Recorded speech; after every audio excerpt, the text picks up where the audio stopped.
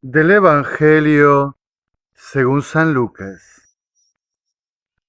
Los padres de Jesús iban todos los años a Jerusalén en la fiesta de la Pascua. Cuando el niño cumplió 12 años, subieron como de costumbre y acabada la fiesta, María y José regresaron, pero Jesús permaneció en Jerusalén sin que ellos se dieran cuenta. Creyendo que estaba en la caravana, caminaron todo un día y después comenzaron a buscarlo entre los parientes y conocidos. Como no lo encontraron, volvieron a Jerusalén en busca de él. Al tercer día lo hallaron en el templo, en medio de los doctores de la ley, escuchándolos y haciéndoles preguntas, y todos los que lo oían estaban asombrados de su inteligencia y sus respuestas. Al verlos, sus padres quedaron maravillados y su madre le dijo: Hijo mío, ¿por qué nos has hecho esto? Piensa que tu padre y yo te buscábamos angustiados. Jesús le respondió: ¿Por qué me buscaban? ¿No sabían que yo debía ocuparme de los asuntos de mi padre? Ellos no entendieron lo que les decía. Él regresó con sus padres a Nazaret y vivía sujeto a ellos. Su madre conservaba estas cosas en su corazón. Jesús iba creciendo en sabiduría, en estatura y en gracia delante de Dios y de los hombres. Palabra del Señor, gloria a ti, Señor Jesús. Una familia con Dios en su centro. Una familia con Dios en medio, en el sentido de que Dios es el origen, es el medio y es el fin de la vida de esa familia. La Sagrada Familia de Jesús, María y José es la celebración de este domingo de la octava de Navidad.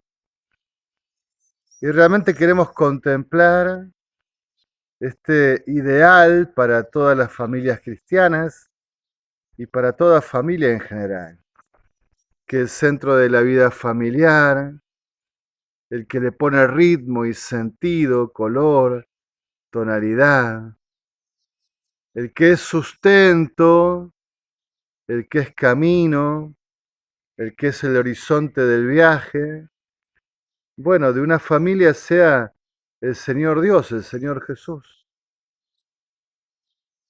Que nuestras familias, como la de José y María, puedan convivir con Jesús, recibir a Jesús, dejar que Jesús crezca en ellas.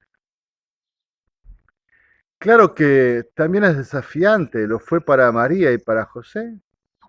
Matrimonio santo, diríamos casi un matrimonio tan distinto de los nuestros, un matrimonio de consagrados en el fondo,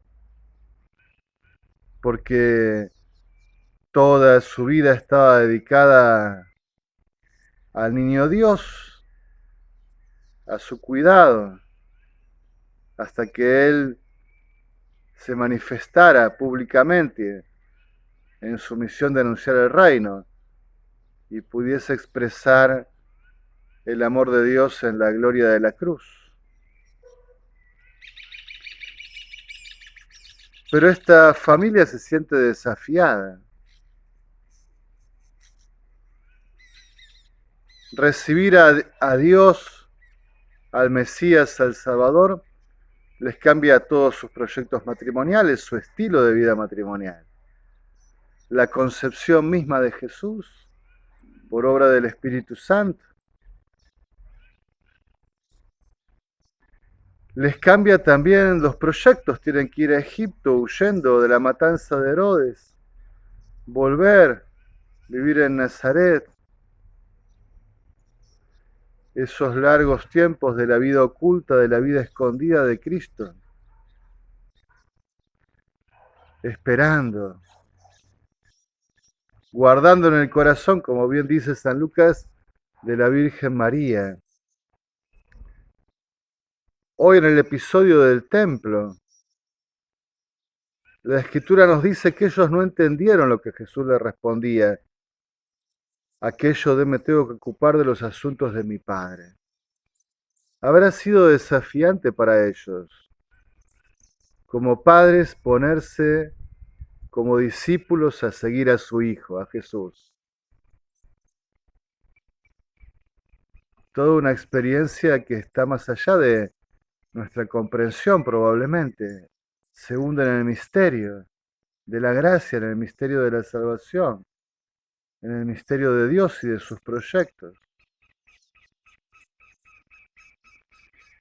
Y sin embargo esa familia, ese matrimonio de María y José tenían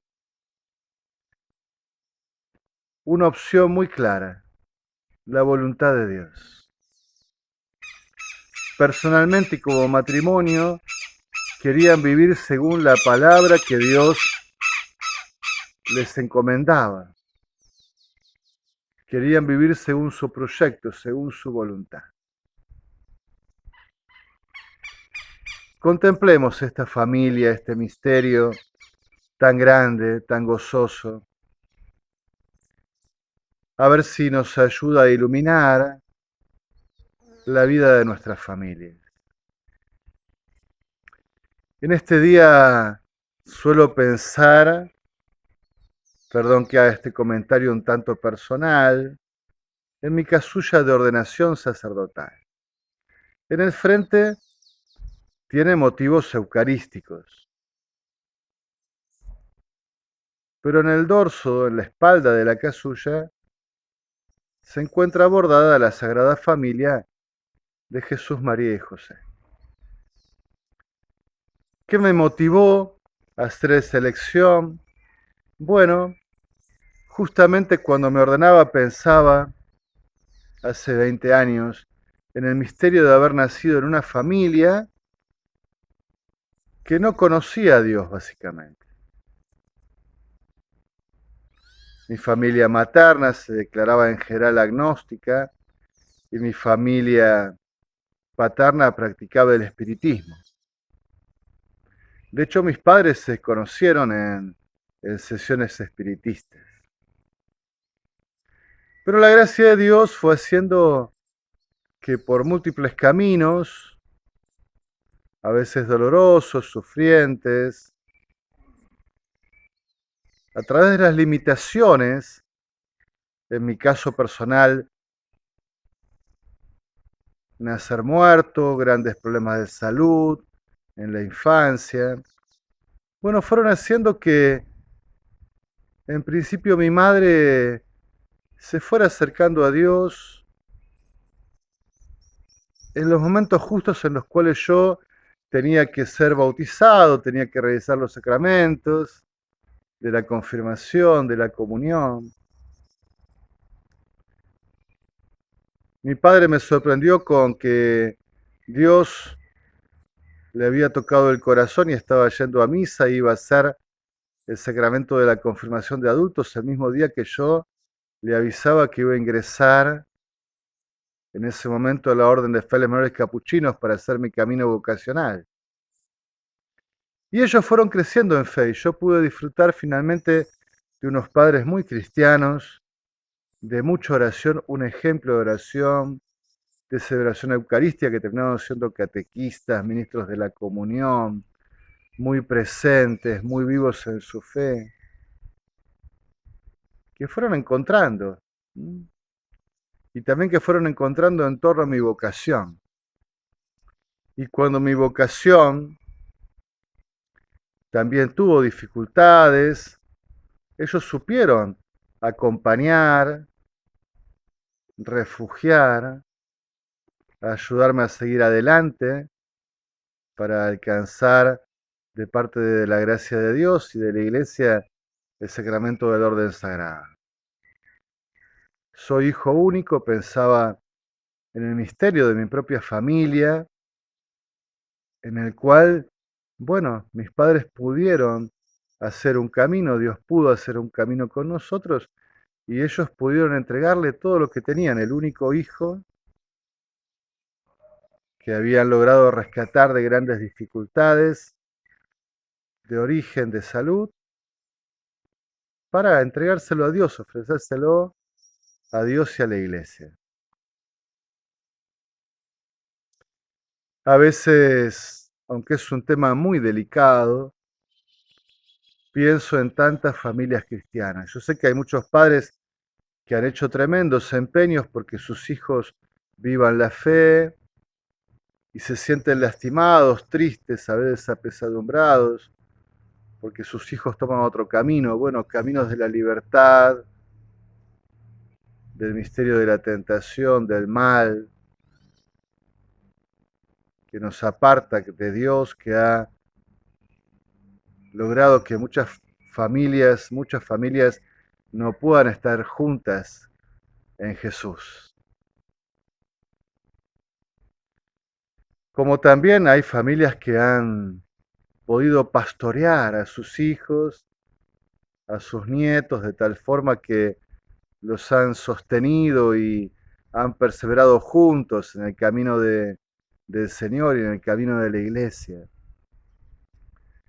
Pero sobre este tema delicado, yo quiero hacer esta advertencia, ¿no?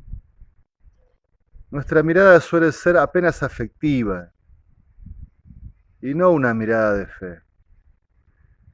Y a veces confundimos el afecto con el amor verdadero, ¿no? Y entonces yo me encuentro muchas veces que porque tenemos afectos a nuestros hijos, a nuestros nietos, terminamos a veces convalidando los caminos de pecado en los cuales libremente se introduce. Y allí el afecto traiciona al amor cristiano. Es un afecto desordenado, diría yo. Un afecto que no está bien enraizado. Es puramente humano. No tiene sentido sobrenatural. Sé que es un tema delicado, delicadísimo, pero amar a nuestra familia, amarla en Dios según Dios, supone el afecto emotivo, emocional, el aspecto psicológico de un vínculo, pero también supone el aspecto teologal, ¿no? Es decir, poder a nuestros familiares también anunciarles la voluntad de Dios, proponerles la voluntad de Dios. Una cosa no quita la otra. Uno puede seguir amando y al mismo tiempo que ama, seguir proponiendo la verdad de la fe, la plenitud de la fe. Porque si recortamos la fe, cedemos en la fe, claudicamos en la fe, por un simple temperamento afectivo, eso nos dejará lejos de Dios. Recortamos a Dios. Y eso nunca será un bien. Sé que es un tema delicado, pero creo que hoy las familias tenemos que volver a hacernos esta pregunta. ¿Cómo Dios quiere que seamos familia? Porque esta es la clave de la Sagrada Familia, de María José, como matrimonio, como acompañantes, receptores y facilitadores del crecimiento del Hijo de Dios en la historia de los hombres. Ellos se preguntaban qué es lo que Dios quería y vivían solo la voluntad de Dios. También pienso en la otra familia que es la iglesia, ¿no? A veces nuestras vidas comunitarias están lastimadas, debilitadas, estamos fragmentados, muy individualistas. En el Evangelio de hoy, el lugar de desarrollo de la escena principal es el templo. Y a veces pienso cómo nuestros templos han dejado de ser el lugar de la familia cristiana, de la familia de la comunidad. Por diversos motivos, a veces prudenciales, otras veces no, a veces muy cerrados, a veces con poca disponibilidad para entrar y a rezar. Pero nosotros, la comunidad cristiana, lo transitamos poco el templo como casa familiar, apenas quizás los domingos cuando vamos a la misa de preceptos. Pero ya no es tan habitual encontrar que los miembros de la comunidad pasan todos los días de tanto en tanto, visitan el Santísimo. Es la casa de la familia, la casa de Dios en medio de las casas de los hombres. Y también cómo hacer de la iglesia siempre esta familia de Jesús. Hoy también la iglesia se ve muy tentada, ¿no? Por acomodarse al mundo y a las modas y a las ideologías, olvidarse de Jesús, dejar a Jesús en segundo plano. Pero Jesús tiene que estar siempre en el centro y en lo alto de la vida de la familia de la iglesia. Una iglesia sin Jesús, ¿qué sentido tiene? Bien, creo que esta fiesta de la Sagrada Familia es tremendamente desafiante, es un ideal consolador lleno de esperanza, pero también que nos invita a una profunda conversión. En alabanza y gloria de la Santísima Trinidad.